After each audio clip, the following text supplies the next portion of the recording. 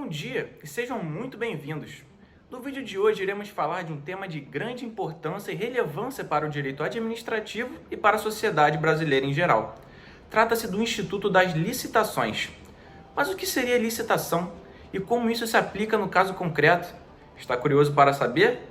Então fica até o final desse vídeo. A licitação é um procedimento administrativo que se dá anteriormente às contratações realizadas pelo poder público. Diferente das instituições privadas, o poder público não pode contratar com quem quiser e da forma que bem entender. Assim, deve ser respeitado o procedimento licitatório. Afinal de contas, sendo o dinheiro do Estado o dinheiro do contribuinte, o uso deste dinheiro deve se dar da forma mais responsável possível. A licitação, regulada pela Lei 8.666 de 1993, existe para impor limites na celebração de contratos administrativos, garantindo tratamento isonômico nas contratações. Assim, a licitação é um procedimento administrativo através do qual a administração pública vai escolher a proposta mais vantajosa para a contratação de seu interesse. Tal procedimento vem a se desenvolver por meio de atos administrativos vinculativos entre o licitante e o poder público. É preciso dizer que são concedidas iguais condições a todos os que tiverem interesse em contratar com a administração pública. Podemos perceber, portanto, que a licitação objetiva acolher a proposta mais vantajosa para a contratação, de forma a promover o desenvolvimento nacional. Vale dizer, no entanto, que, como já mencionado anteriormente, é importantíssima a isonomia nas contratações, pois, idealmente, não devem existir interesses de particulares que influenciem na contratação. É a melhor proposta que deve ser acatada. E um detalhe, importantíssimo, não necessariamente será a proposta mais barata a melhor. Existem diversos outros aspectos que devem ser levados em consideração, como a qualidade do serviço a ser prestado e o custo-benefício da contratação. Podemos classificar a licitação em 4 tipos diferentes: a de menor preço, a de melhor técnica, a de menor preço e melhor técnica e a de maior lance ou oferta. O tipo do menor preço é aquele que define o vencedor da licitação como um interessado que alcança o objeto descrito no instrumento convocatório e oferece o preço mais baixo. Por outro lado, na escolha por melhor técnica, serão analisados sem subjetivismo os critérios de qualidade do interessado. O artigo 46 da Lei 8.666 determina que este tipo de licitação só poderá ser utilizado para serviços de natureza intelectual ou para serviços de informática. A licitação por menor preço e melhor oferta leva em conta esses dois fatores na hora da contratação. E por fim, a de maior lance ou oferta, previsto no artigo 45, parágrafo 1º, inciso 4º da Lei 8.666, é usado para alienação de bens e direitos por parte do poder público, bem como para o leilão. Por fim, nessa parte introdutória, vamos falar um pouco sobre as modalidades em que podem ser divididas a licitação. São 6 modalidades: a concorrência, a tomada de preços, o convite, o concurso, o leilão e o pregão. Mas para isso, vamos analisar um pouco da doutrina de Carvalho Filho. Nas palavras de Carvalho Filho, são 5 as modalidades de licitação. Entretanto, são apenas 3 os fins a que se destinam. A isso porque, como se verá adiante, as 3 primeiras modalidades, a concorrência, a tomada de preços e o convite, têm o mesmo objetivo, a contratação de obras, serviços e fornecimento, enquanto o concurso e o leilão têm objetivos próprios e diferenciados. Essas modalidades são expressas na lei. Nenhuma outra, além delas, pode ser criada pela administração, nem também podem sofrer combinações entre si. Nesse sentido, dispõe o artigo 22, parágrafo 8º do Estatuto. Ressalva-se apenas, como já foi visto, a modalidade de pregão, regulada pela Lei Especial, Lei 10.520, de 17/7/2002. Vamos ver agora como a licitação se aplica no caso concreto, para a parte 2 desse trabalho. Em 2019, o então prefeito Marcelo Crivella decidiu encampar a linha amarela, suspendendo a atuação da concessionária Lanza. A Câmara Municipal aprovou a decisão e o caso posteriormente foi parar na Justiça, que chegou a proibir a encampação da via expressa em novembro de 2019. A Prefeitura recorreu ao Superior Tribunal de Justiça, que deu decisão favorável à administração municipal no fim do ano passado, permitindo a encampação. Ao assumir a operação da linha amarela, a Prefeitura extinguiu o pedágio de R$ 7,50, que gerava uma receita de cerca de R$ 1 milhão por dia para a Lanza. Recentemente, o atual prefeito Eduardo Paes anunciou nova licitação para a concessão da linha amarela. A ideia é licitar a linha amarela para uma empresa que cobre o valor mais acessível. No dia 27 de janeiro desse ano, o Superior Tribunal de Justiça deu um prazo de 30 dias para que a Prefeitura assumisse a via efetivamente ou para que a cobrança do pedágio fosse retomada. Paralelamente a isso, tramita no Supremo Tribunal Federal um recurso movido pela Associação Brasileira de Concessionários de Rodovias contra a encampação da linha amarela. Eduardo Paes afirmou ainda não acreditar que a Prefeitura tenha que pagar uma indenização para a Lanza. A Prefeitura mantém a encampação, conforme direito reconhecido pelo Superior Tribunal de Justiça. Agora, a discussão na Justiça gira em torno de quem deverá ser indenizado, a Prefeitura ou a Lanza, e qual é esse valor. Apesar do prefeito ter confirmado a encampação, a Lanza informou, por nota, que segue em negociação com a Prefeitura em busca de uma melhor gestão da linha amarela. Agora eu vou falar um pouco sobre a relação da encampação da linha amarela, da Lanza, com a legislação pertinente. Então, como ela já explicou, em longa batalha que se arrasta desde 2018, a Prefeitura do Rio suspendeu a cobrança do pedágio e, na sequência, determinou a encampação do contrato. Eles se ampararam na Lei Municipal número 213 de 2019, alegando que o preço do pedágio era demasiadamente alto e que os reajustes, conforme as regras contratuais, causavam um prejuízo muito grande ao município e à população. A Lei Municipal, contudo, afronta ao artigo 35, parágrafo 4º da Lei das Concessões, a Lei Federal 8.987 de 95, porque ela permite que a Prefeitura rescinda unilateralmente o contrato sem a prévia indenização à concessionária. Não é novidade que a encampação é um instrumento previsto em lei, porém a forma dela ser executada sem indenização prévia, no caso da encampação da linha amarela, encontra-se desamparada legalmente.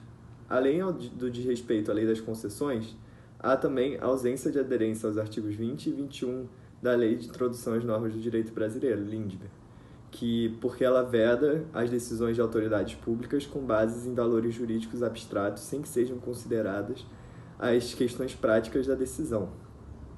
No caso da Lanza, chamou a atenção a ausência de segurança jurídica, a desobediência às regras contratuais e legais cometidas pela administração pública e algumas decisões judiciais, que trazem como consequência lógica a ruptura da execuibilidade do plano de negócios da concessão, sendo esse plano baseado no equilíbrio econômico-financeiro entre a receita da concessionária, os investimentos por ela executados ao longo da execução do contrato e a frustração do lucro. No caso da encampação, exatamente porque o concessionário não deu causa à extinção do contrato, que é encerrado prematuramente pela administração, é legalmente imposta a prévia indenização da contratada. O encerramento antecipado causa inegáveis prejuízos ao concessionário, representado pela quebra do equilíbrio econômico-financeiro do contrato, já que a amortização do capital investido e os lucros previstos são diluídos pelo tempo e sua vigência. A extinção prematura retira, portanto, a capacidade do concessionário de reaver o capital não amortizado e auferir o lucro ajustado, impondo-se a prévia indenização. A garantia do equilíbrio econômico-financeiro do contrato, assegurado pela Constituição Federal em seu artigo 37, inciso 21, é regra fundamental nas concessões. Afinal, o poder público transfere a prestação de um serviço público ao ente privado que emprega recursos e esforços visando a obtenção do lucro, justa expectativa que deve ser assegurada, inclusive no próprio interesse público. Nesse contexto, uma análise importante a ser feita é sobre as cláusulas exorbitantes no âmbito da administração pública. Nas palavras do doutrinador Alexandre Maza, as cláusulas exorbitantes são cláusulas comuns em contratos administrativos, mas que seriam consideradas ilícitas em contratos entre particulares, pois elas são prerrogativas da administração pública, colocando-a em uma posição superior à outra parte. Em outras palavras, as cláusulas exorbitantes são benefícios que a administração possui sobre o particular e que se justificam na supremacia do interesse público sobre o privado. No mesmo sentido, Creatella Júnior explica que essas cláusulas conferem à administração pública uma inegável posição de supremacia e de desnível, de modo que se verticaliza a relação existente.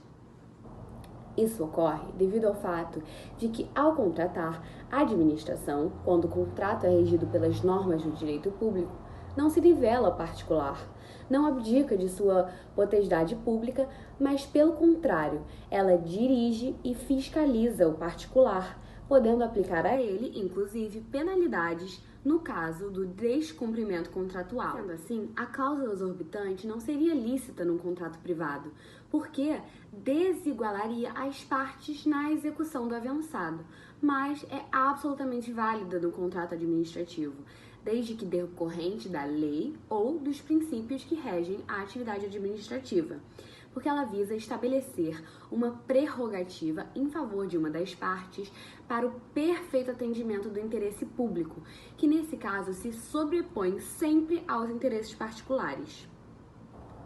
Nesse sentido, no caso que estamos analisando da linha amarela, a rescisão unilateral do contrato pela Prefeitura do Rio seria extremamente justificável, visto que ela estaria visando a preservação dos interesses da coletividade.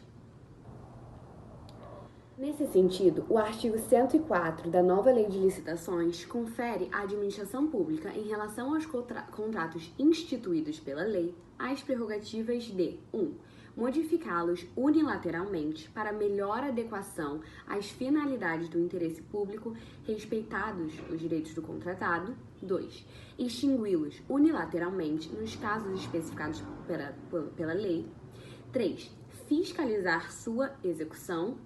4. Aplicar sanções motivadas pela inexecução total ou parcial dos ajustes. E 5. Ocupar provisoriamente bens móveis e imóveis e utilizar pessoal e serviços vinculados ao objeto do contratado. Então, para terminar aí com uma curiosidade quanto ao caso apresentado, nós tivemos 2 encampações em 1985 em que o Brizola fez isso com os ônibus. E também no início do ano passado tivemos 2 encampações de cemitérios no município de Duque de Caxias. Mas no município do Rio de Janeiro, isso é algo ainda não experimentado. Falando agora especificamente sobre o caso da linha amarela, o contrato, como já é dito pelos meus colegas, é um contrato de concessão comum.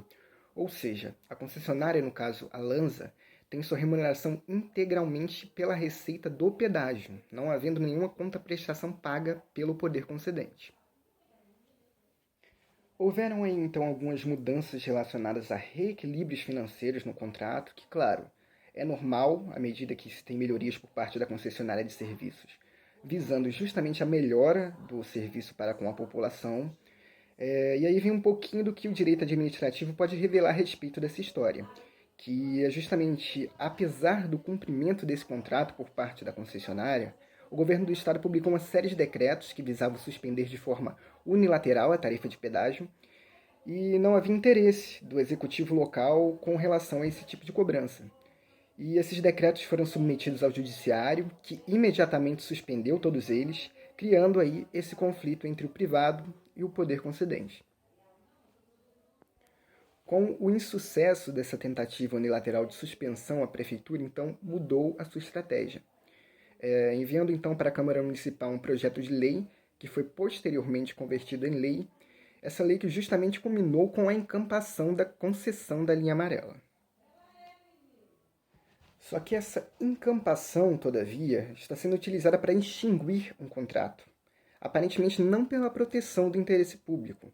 Isso porque, não ocorrendo a má prestação do serviço, ou mesmo a falha na prestação do serviço, trata-se aparentemente de uma extinção infundada de causa com relação ao concessionário, baseando-se no preço da tarifa cobrada pela concessionária, trazendo uma ideia de relação de conveniência e oportunidade para o fim da concessão, que nesse caso é um contrato de longo prazo, e é algo que deve ser devidamente justificado. A legislação garante isso ao poder concedente, desde que haja a indenização prévia e ampla. Não havendo essa indenização prévia, o que deve ser ponderado é se o que se procura é anular o serviço, hipótese essa presente quando há uma invalidade ou uma falha de legalidade na relação do contrato, ou de repente se o que se procura é retirar o concessionário pela má prestação do serviço. E nesse caso, a medida é caducidade.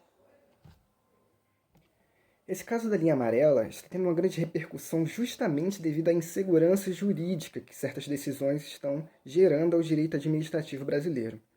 Muito porque os dispositivos de caducidade, incampação e anulidade são diferentes entre si. E havendo essa substituição de um por outro, pode ser considerado mesmo que violar o devido processo legal administrativo.